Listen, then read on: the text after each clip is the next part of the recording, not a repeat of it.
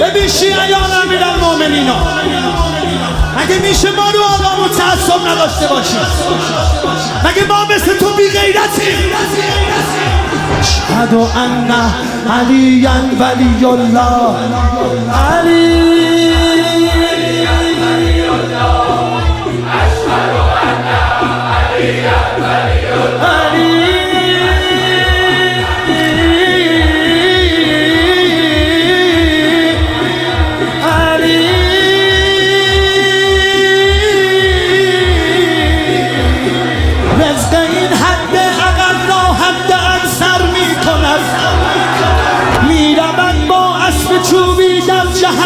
هر کسی صحبت از غیر علی بالای منبر میکنن.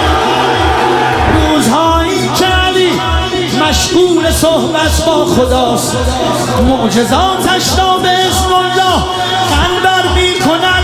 خوردن چای عراقی با دهینی از نجف خستگی را از تن هر نوکری در میکنن.